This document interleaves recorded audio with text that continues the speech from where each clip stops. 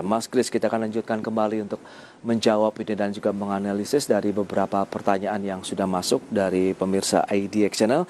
Tadi dari Medan sudah kita ulas, kemudian kita ke Kediri. Ada Bapak Santoso yang sudah punya LUCK di 295. Ini nyangkutnya jauh, apa yang harus dilakukan ini Mas Kris?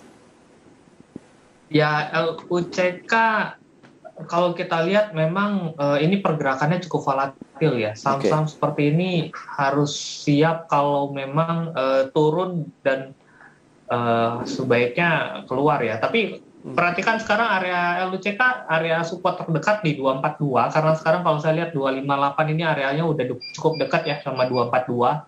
So, masih bisa di hold selama close di atas 242, maka masih ada chance untuk kembali naik.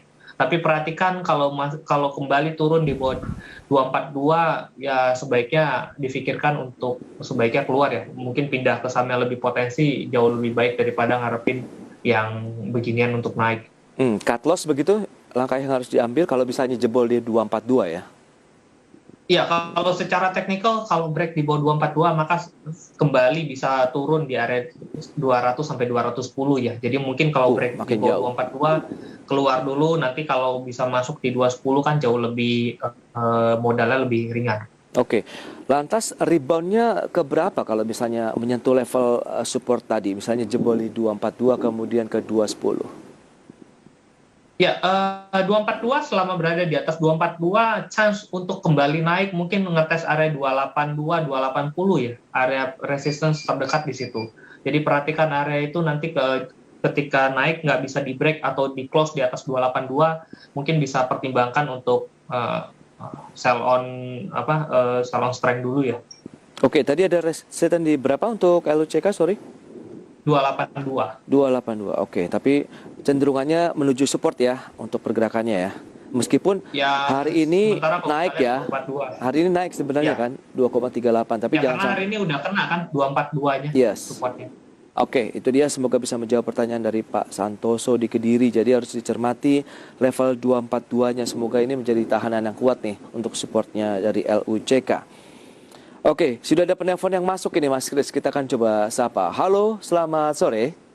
Selamat sore Pak Pras. Iya, dengan dari Henry Tangerang Selatan. Baik, oke Pak Henry di Tangerang Selatan. Silakan, di sini ada Pak Kris Aprilio nih. Selamat sore Pak Kris. Ya, saya mau tanya untuk saham BBCA. Banyak yang bilang bahwa setelah pada saat stock split pun itu sudah mahal. Dan sekarang pun ya memang masih kisaran harga yang ada. Orang bilang, banyak yang bilang katanya udah mahal juga. Apakah ada kecenderungan akan turun? Apalagi nanti di bulan ini tapering up, apakah akan mempengaruhi dan itu membuat harga sahamnya akan turun, atau ke depannya baik untuk kita simpan, mungkin sampai akhir tahun akan naik atau bagaimana? Pak Henry sudah punya posisi belum BBCA? 7.400 Pak. Oke, 7.400. Jadi diharapkan apakah ini bisa turun lagi atau tidak begitu dengan isu-isu dari global tadi ya? Kalaupun turun, kira-kira sampai di harga berapa yang mungkin dia bisa turun sampai masih mau masuk lagi nggak Pak Henry? Kemungkinan akan average dan Oke, siap. Ya. Oke, nanti kita akan bahas Pak Hendri. Terima kasih Pak. Kemudian yang kedua, masih ada satu lagi.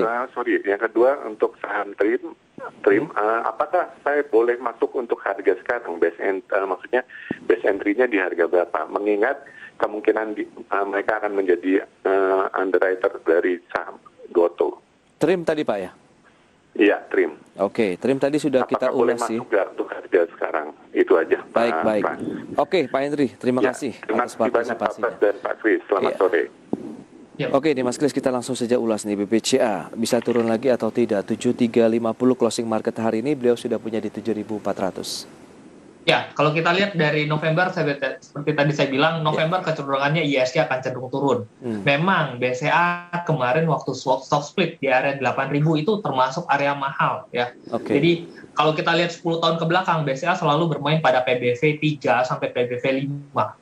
So, sekarang BCA itu PBV-nya kalau nggak salah udah deket 5, gitu, 4,6 atau 4,7. Jadi memang sekarang BCA berada pada area mahal. Kalaupun BCA naik, spread untuk kenaikan udah nggak terlalu tinggi.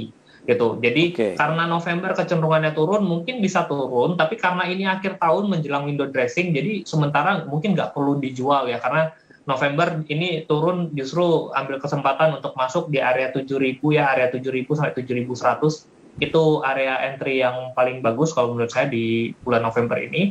Nah, untuk nanti menjelang Desember, kemungkinan besar BCA juga akan naik karena ISG kecenderungannya bisa naik, biasanya di drive oleh bank.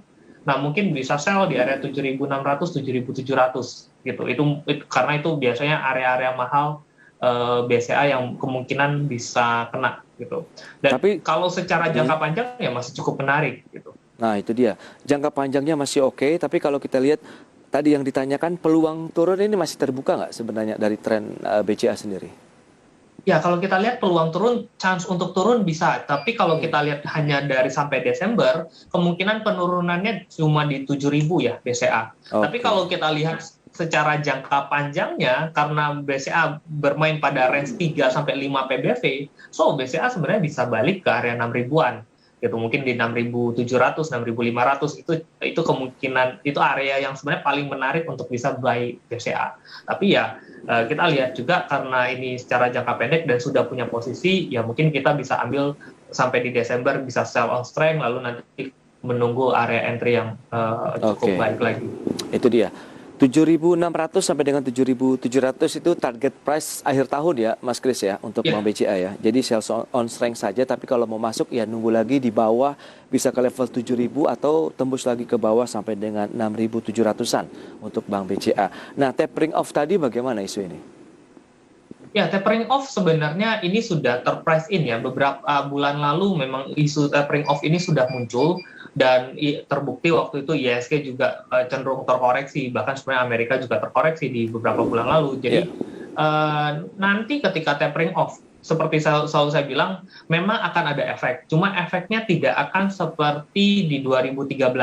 Tapering off sekarang ini kalau kita lihat, IISG sendiri masih baru membuat new high dibandingkan negara-negara lain yang sudah all time high selalu naik gitu ya. Jadi efek tapering terhadap di Indonesia itu tidak sesignifikan mungkin negara-negara yang indeksnya sangat signifikan naiknya. Dan kalau kita lihat juga dana asing di Indonesia sudah tidak sebanyak dulu. Jadi memang tapering off ini akan cenderung tidak terlalu besar efeknya di tahun ini bagi IISG. Baik, itu dia analisis terkait dengan tapering off Pak Henry di Tangerang Selatan. Lantas bagaimana dengan trim? Masih boleh tidak? Tadi memang sudah disampaikan untuk range-nya antara 410 sampai dengan 500. Nah, kalau mau entry boleh nggak? Ya, entry ya tadi ya, kalau sekarang masuk dengan area cut loss di 410 ke bawah, berarti chance potensi kita rugi sekitar 10% atau 12% ya. Nah, apakah 12% itu cukup dapat diterima jika nanti ternyata trennya patah? Dan kalau siap ya mungkin masih cukup menarik ya. Nah, tinggal area entry yang cukup menarik di mana sekarang mungkin kalaupun trim melakukan retrace, kemungkinan besar retrace-nya cuma sampai di 430 ya seharusnya di area-area itu. Gitu. Baik. Jadi kalau mau masuk ya mungkin 430-an area untuk entry masih cukup menarik. 430 ya, berarti dengan penguatan yang hari ini 6,51%, better buy on weakness begitu ya Mas Kris ya? Betul. Oke, itu dia untuk Bapak Henry di Tangerang Selatan, pilihan investasi kembali kami serahkan kepada Anda. Dan kita menjawab pertanyaan dari Ibu Sulis di Jawa Tengah ini. Target price sampai dengan Desember, BABP Mas Kris. BABP secara tren medium terms ini sudah masuk ke area downtrend ya, dan ini selalu membuat new low. Jadi kemungkinan besar kalau ditanya Desember bisa sampai ke berapa, justru saya melihat ini bisa turun lagi lebih dalam ya, karena IISG itu biasa yang akan cenderung terproyeksi oleh big caps, terutama bank. Nah, BABP bukan bank yang cukup signifikan mempengaruhi pada indeks. Jadi bisa jadi indeksnya naik, ya BABP turun gitu. Nah, chance untuk saya melihat sampai akhir tahun justru BABP targetnya di area 162 ya, 160 ya. Wow, gitu. sampai Jadi, dengan 160 justru. Betul. Jadi kalau sekarang menurut saya BABP sebaiknya sih out karena trennya ini sudah sangat downtrend. Baik, itu dia untuk Ibu